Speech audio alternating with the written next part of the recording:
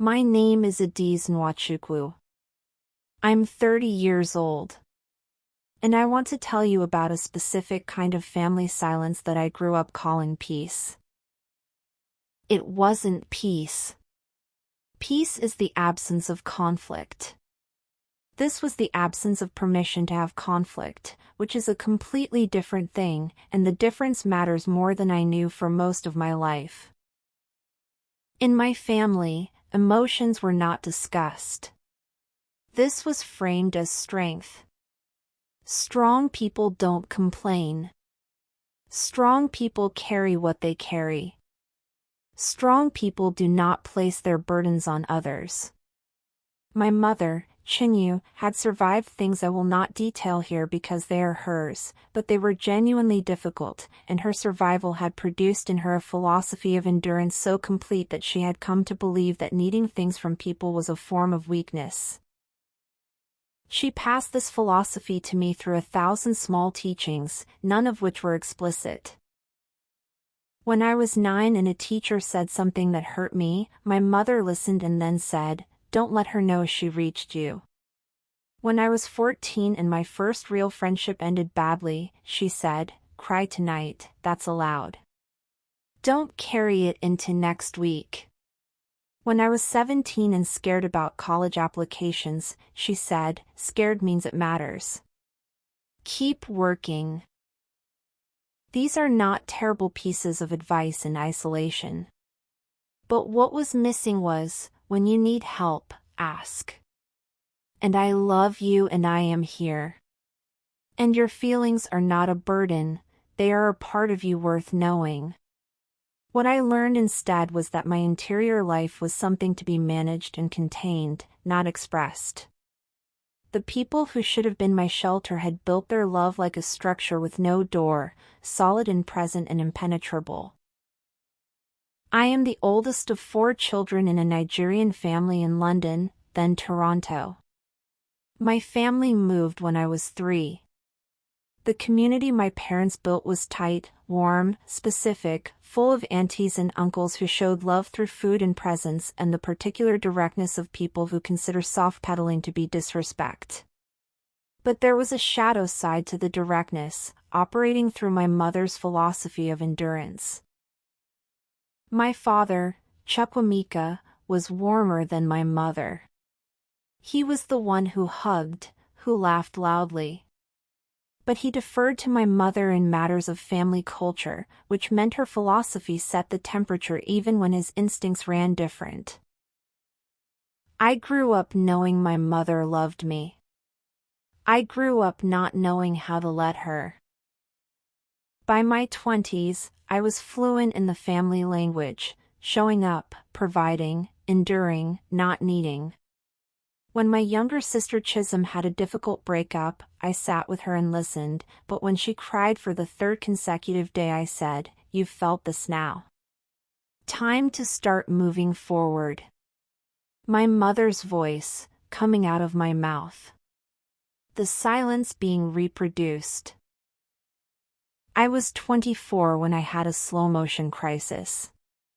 Not dramatic, not dangerous, but real and specific and invisible.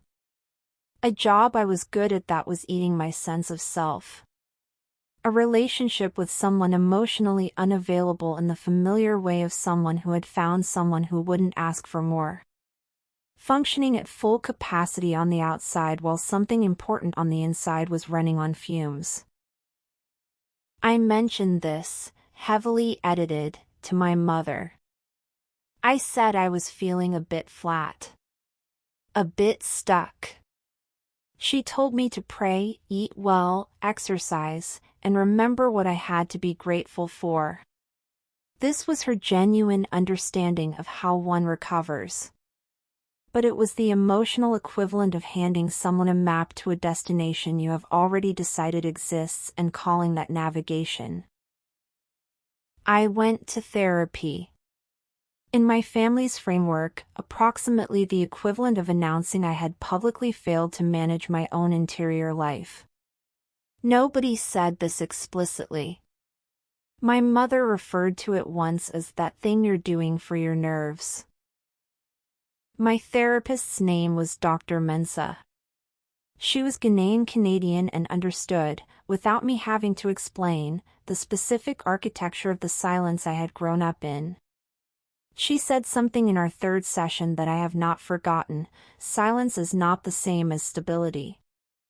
A family that cannot hold its own emotions teaches its children that emotions are unsafe. And children who learn that emotions are unsafe become adults who cannot ask for what they need. I sat with that for months.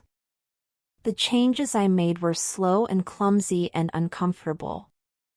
I started being honest about small things, saying I was tired when I was tired, saying something mattered when it mattered. These were tiny declarations that felt enormous in a family that processed everything through endurance.